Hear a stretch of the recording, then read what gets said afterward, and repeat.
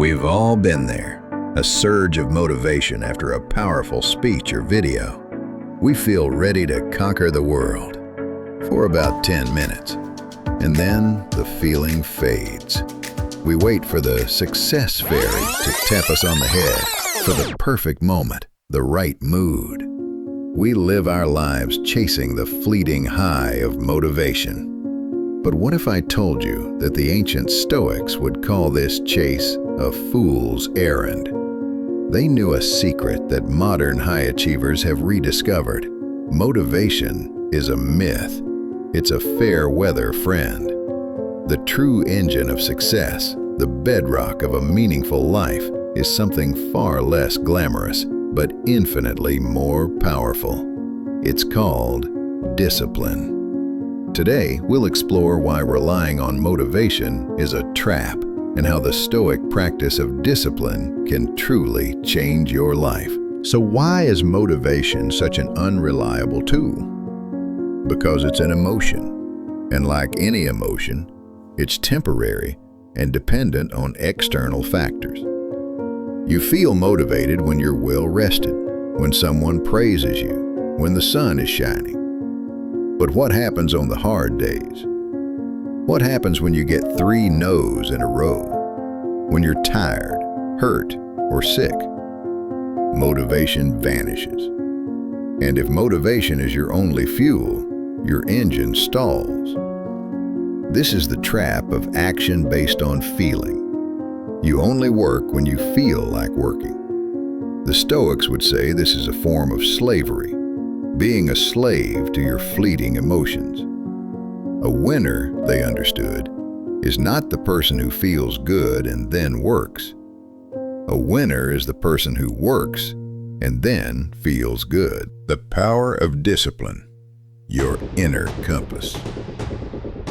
Discipline, on the other hand, is not an emotion. It is a choice. It is a system. It is the engine that works in any weather. The Stoics viewed discipline not as self-punishment, but as the path to true freedom. Freedom from your own moods, impulses, and weaknesses. Self-discipline is saying, although I don't feel like doing it, I am going to do it like I love it. Why? Because you've made a decision. You've made a promise to your future self. This is where the Stoic concept of logos, or rational order, comes into play. You don't act based on the chaos of your feelings, but on the rational decision you made in a calm state of mind. You create a habit, a ritual, and when you are down, when you are under pressure, you don't think. You resort to habit mode. How to build discipline. 3 practical steps. So how do we build this discipline muscle? The Stoics were masters of practice. Here are 3 modern adaptations of their techniques. Step 1. Identify your highest motivation. Discipline needs a why. Before you can force yourself to wake up at 5 a.m., you need a reason that is more powerful than the comfort of your bed. This is your higher cause. It's not a goal, it's a purpose. Not, I want to lose 10 pounds, but I want to be a healthy and energetic person for my family. Write it down. Make it your northern star. Step 2. Win the battle with the pillow. 1-step rule. The hardest part of any task is starting. So make starting ridiculously easy. Don't think about the whole workout. Just think about putting on your shoes. Don't think about writing a chapter. Just open the laptop and write 1 sentence. This is the Stoic art of breaking down overwhelming tasks into the smallest possible actions. Action creates momentum.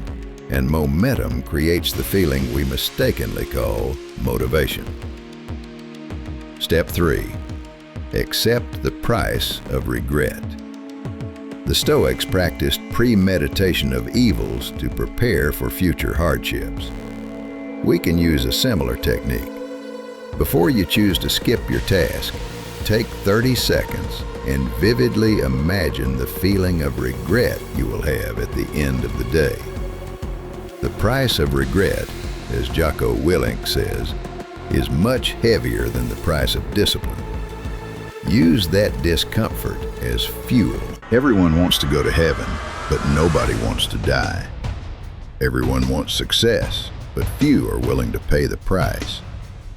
The success fairy isn't coming. There are no easy days. There are only the days you show up and the days you don't. Motivation is for the good days. Discipline is for the days that matter.